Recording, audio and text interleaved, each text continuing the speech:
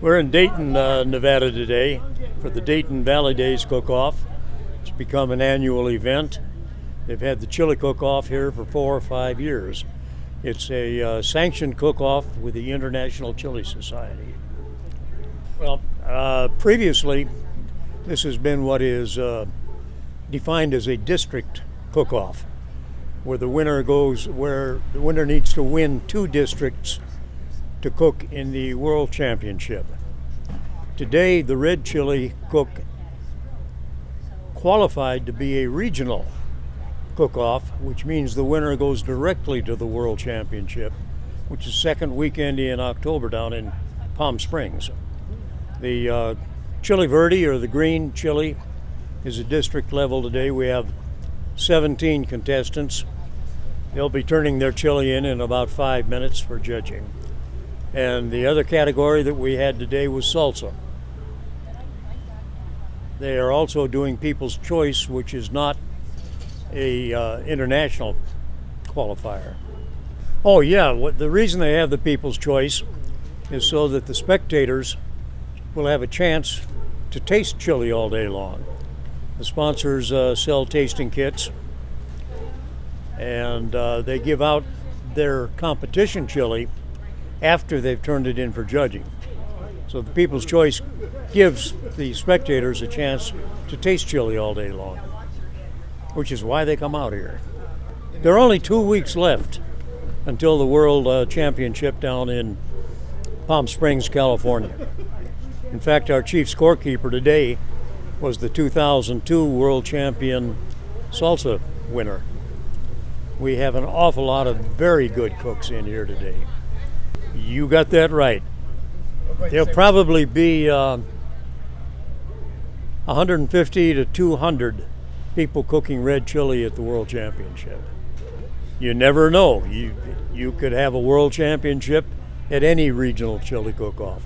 Even at the district level, you got a potential for a world champion. Yeah, the world champion could be here today. The red chili champion wins $35,000 and a big trophy.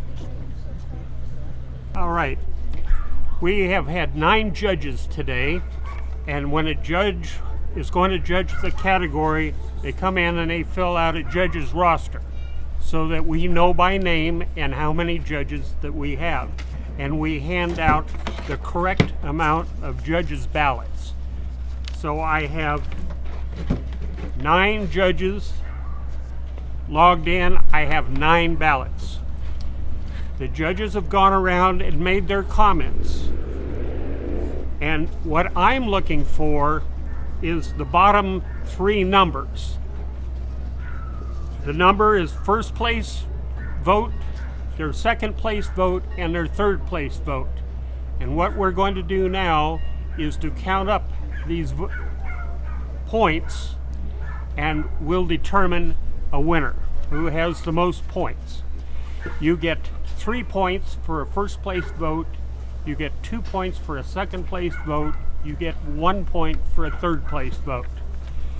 We have on our scoring folks here, they have a tally sheet, and as I call out the numbers, they write them down so that we have more than one person keeping track. Each ballot is worth 6 points. Each judge has 6 points. 3 points for first, 2 for second, 1 for third. So we have 9 judges times 6 should be 54 total points is what we're looking for, and that's what the scorekeepers are going to come out with. So here we go. All right, all the judges have turned in their judging ballot, and we've made all the scores on the tally sheet where we add up all the points. And today we ended up with a tie for first place. Now the winner of this cook-off goes directly to the World Championship in 3 weeks to be held in Palm Springs. And what a thrill this is going to be to the winning person.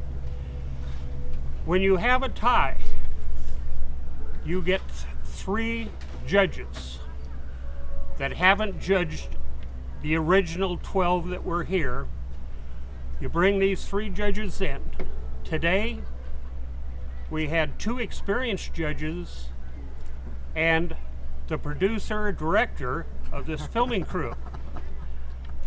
Each of our experienced judges had voted for the opposite chili, and it was left up to the director, Pat, to pick the winner that goes to the World Championship. And believe you me, this person is going to be thrill silly. He did a very good job. I tasted the chili, and he voted for the right one. Well, I don't know who you are, but you make a heck of a chili, and congratulations. Good luck. All right. My name is Bob White, W-H-I-T-E, and we're Hillbilly Chili is the name of our chili booth, or whatever you want to call it. I've been doing the International Chili Society for 2 years now. I started here 2 years ago here at Dayton Valley Days.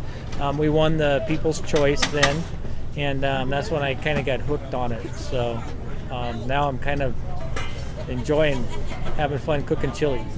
Okay, so well, the process starts way before today. Take 3 to 4 pounds of beef and you chop it up into about 1/4-inch cubes, and then when you start cooking it, you cook the beef with sauce and with a mixture of powders and stuff like that, and you have 3 hours to cook the chili, whether it's red, green, or even the salsa. So today, this is Dayton Valley Days. This, like I said, this is my 3rd time here. There are 20 cooks cooking red chili. So whoever wins the red chili today, they qualify for the World Chili Cook-Off, which is October 11th through the 13th. I haven't qualified yet, so I'm hoping that my chili, gets first place and we qualify so we can go to Palm Springs. So, and everybody else is too. They're hoping for the same thing. So. We're here at Dayton, Nevada, and my wife and I are here. We cook in a chili circuit, as you mentioned.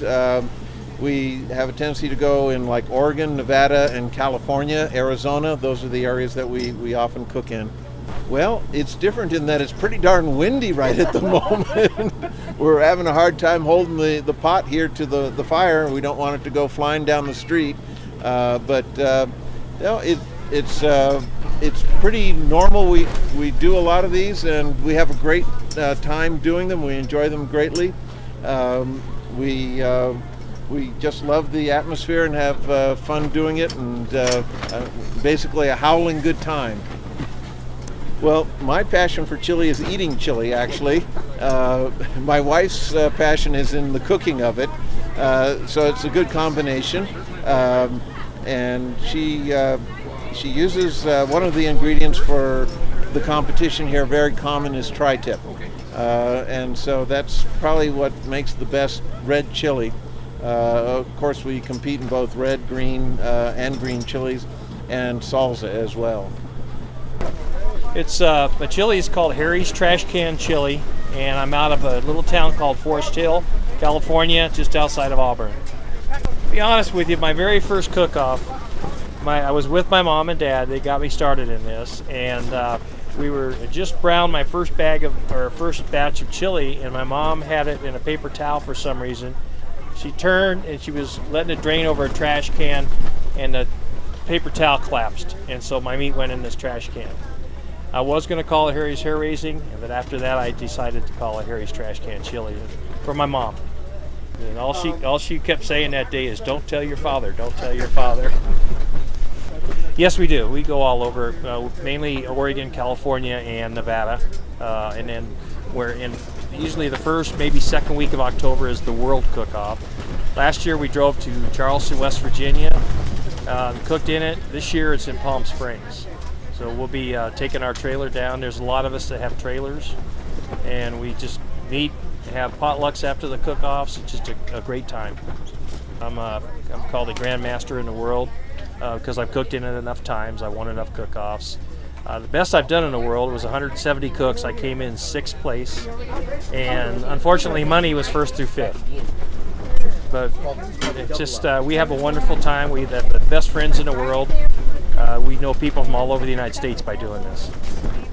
Pretty windy here today. It's supposed to be better tomorrow, but The guy that puts Bob, who puts the chili cook-off on here, he puts 150% into his cook-off and does everything right to get it going well. And he just makes the cooks feel really welcome. He does everything for the cooks, and it's just a lot of fun here. Well, you want to start out with your powders. I use New Mexico powders. I use California powders, New Mexico hot, California mild, cumin, and a few other little tricks that we add in there. And your sauce, your broth, and then the meat. Most of us use tri-tip beef. We cut it up in little 1/4-inch squares so the meat's uniform and it cooks evenly. And then just the blend of your spices is what makes it up. It's a secret. I don't even know what it is. I have to look it up in my book. It's just my secret is the blend of my spices and the amount of teaspoons or tablespoons, whatever I use, and how I blend them up. I may add a little, take a little bit away, after I see my comments after a chili cook-off, and I might adjust my recipe accordingly. I'm hoping I win this one. This is the 3rd year we've had this cook-off. I won the first year, which qualified me to go to the World. And if I win today, I qualify to go to the World in October. So I'm doing my best to win it. Right. All of this is palate cleansers for the judges. Along between every taste of chili, they cleanse their palate with using beer, water, grapes, sour cream as they progress around the table.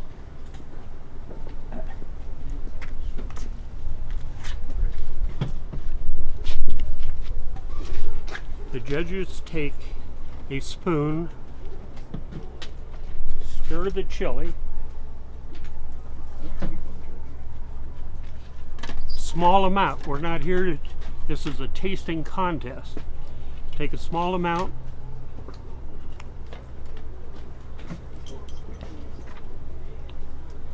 very good, hot. Have to cleanse my palate.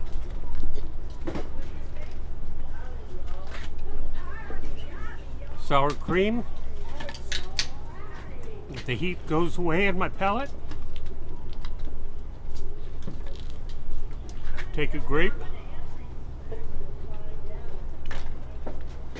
I've tasted with a spoon. One dip and it's gone. Goes in the dirty spoon. Grab a new spoon, walk around to the next cup and sample there. Each judge judging today has a ballot sheet.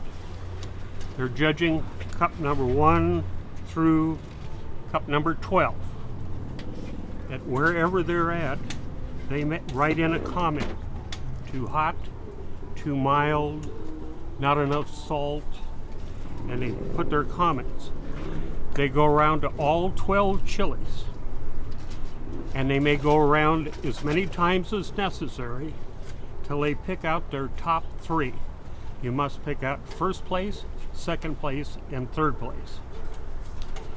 When you've made your judgment, down at the bottom of the judging sheet, first place bowl may be number 7. Second place bowl may be number 3. Third place might be 12. We take all the judges here, and I'll go through a point system shortly that will show you just how we go through award points and how the final winner comes out. But it's all a point system. So right now the judges, there is no talking aloud. If something's wrong with the chili, you just beer it out and go to the next one. So don't try to slide anything off on any of the other judges. What you're doing is for yourself. When the judges are finished with their judging, they bring me the judges' sheet. Their ballot is filled out, and what I'm looking for is the bottom 3 numbers. Another one comes in. I'm looking that these are legible, that I can recognize those numbers and the person that made the ballot, the judge themselves. If there's anything wrong, why they put their name on there is if there's a mistake somewhere, we can go back and find who the mistake belongs to and rectify it there. So there are 10 judges. Were there 10 judges, Fritz? That all have 10 sheets with the people's name. There's a judge's roster, and we put these names with the judge's roster that make sure everybody's signed in correctly. And as soon as I receive all the ballots, I'll go through the scoring process with you.